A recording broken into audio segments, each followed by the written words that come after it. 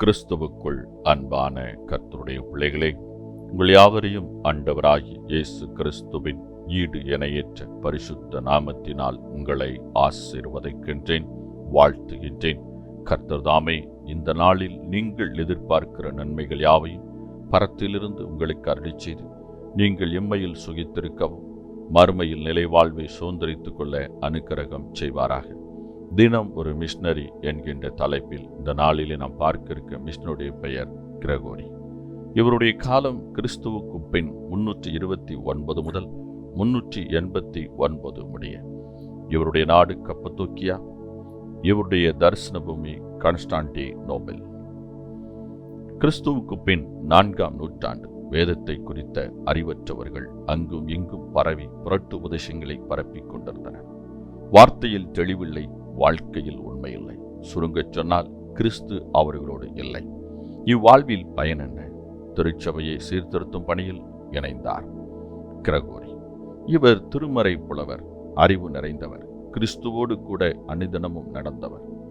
கப்பல் பயணம் ஒன்றில் புயலில் சிக்கிய வேளை பொருத்தனை ஒன்றை செய்தார். தன்னை இறைவனுக்கு காணிக்கையாக தந்தார். எளிய வாழ்வை எண்ணி துறவு வாழ்வை மேற்கொண்டார். பரிசுத்த பேசில் என்ற பிரதம அத்தியட்சரின் நண்பரானார். அவரின் வேண்டுகோளுக்கிணங்க திருச்சபை பொறுப்பை ஏற்றார். கான்ஸ்டான்டினோபிள் சபையை சீர்திருத்தம் செய்தார். ஜெபமும் தியானமும் கிரகோரியின் நண்பர்களாயின. நமது ஆண்டவரை முழு நேரமும் பற்றி செவிக்க மக்களை உற்சாகப்படுத்தினார். ரொட்டியை உணவாகவும் தண்ணீரை பானமாக உண்டு தூய்மையான இதயத்துடன் மக்களை வழிநடத்தினார். இவரது தாழ்மை, தவ முயற்சிகள், எளிய வாழ்வு, கிறிஸ்துவோடு உள்ள உறவு ஆகியவை அநேகரை கிறிஸ்துவண்டை ஈர்த்தன. எதிரிகளும் நண்பர்களாயின. மரணம் வரை மகத்தான பணிகளை மனப்பூர்வமாய் செய்து முடித்தார் கிரகோரி. பிரியமானவர்களே, ஆண்டவரோடு ஒரு பொருத்தனை செய்த பின் அதை நிறைவேற்றி முடிக்கிறீர்களா? ஜே லிஞ்ச் இவ்விதமாய் சொல்கிறார்: நீ ஆண்டவரின் நண்பரானதால் அவர் அரியானையில் உனக்கு பங்கு உண்டு. பிரியமானவர்களே, இந்த கிரகோரி தன் வாழ்க்கையில் ஒரு புயல் வீசிய போது அவர், ஆண்டவரே, என்னை இந்த புயலிலிருந்து விடுவித்தால் நான் உமக்காக நடப்பேன், உமக்காக ஓடுவேன், நாமும் மகிமைப்படுத்துவேன், உம்முடைய ஊழியத்தை செய்வேன் என்று பொருத்தனை செய்தார்.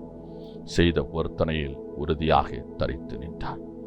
ஆம், திருச்சபை காலங்காலமாக வேத புரட்டுகளுக்கு பலியாக்கப்படுவதை யாவரும் அறிந்திருக்கின்றோம். எப்படி இந்த நாட்களிலும் வேத புரட்டுகள் நிறைந்து காணப்படுகின்றதோ அதே போல அன்றும் வேத புரட்டுகள் நிறைந்து இருந்தன. இவர் அந்த வேத புரட்டுகளை எல்லாம் சீர்படுத்துவதற்கு, சத்தியத்தை சத்தியமாய் போதிப்பதற்கு தன்னை அர்ப்பணித்து அந்த ஊழியத்தை திறம்பட செய்து அதில் வெற்றியும் கண்டார். தன் வாழ்க்கையை எளிய முறைக்கு மாற்றிக்கொண்டார். துறவற வாழ்க்கைக்கு தன்னை அர்ப்பணித்தார். எளிமையான உணவு, எளிமையான உடைமைகள், இப்படியாக தன் வாழ்க்கையை மாற்றி பரிசுத்த வாழ்வும் தியானமும் ஜெபமும் தன் வாழ்க்கை என்று முற்றிலுமாக அர்ப்பணித்து வாழ்ந்தார். ஆம், அவருடைய வாழ்க்கை முறை அவருடைய எதிரிகளையும் அவருக்கு நண்பர்களாக்கின. ஆம், யாவரும் கிறிஸ்துவை அறிவதற்கும் சீர்படுவதற்கும் ஒரு சாட்சியுள்ள வாழ்க்கையாக இவர் வாழ்ந்து காட்டினார். பிரியமானவர்களே, உங்களுடைய கிறிஸ்தவ வாழ்க்கை உங்கள் எதிரிகளை உங்களுக்கு நண்பர்களாக மாற்றுகிறதா? ஆம், ஒருவனுடைய வழி கர்த்தருக்கு பிரியம் இருந்தால் அவனுடைய எதிராளிகள், அவனை கசந்து கொள்ளுகிறவர்கள், அவனை காயப்படுத்துகிறவர்களும் அவனோடு சமாதானம் ஆவார்கள் என்று வேதம் சொல்லுகிறது. அது இவருடைய வாழ்வில் நிறைவேறி தேறினது. என்று உங்களுக்கு எதிரிகள், உங்களை துன்புறுத்துகிறவர்கள் பெருகியிருக்கிறார்களா?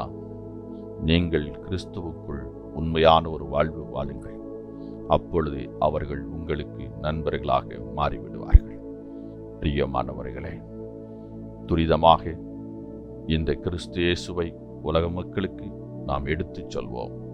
அனைவருடைய வாழ்க்கையும் ஆசீர்வாதமாய் மாறுவதற்கு, நன்மையினால் நிரப்பப்படுவதற்கு காரணக்காரராக திகழ்வோம்.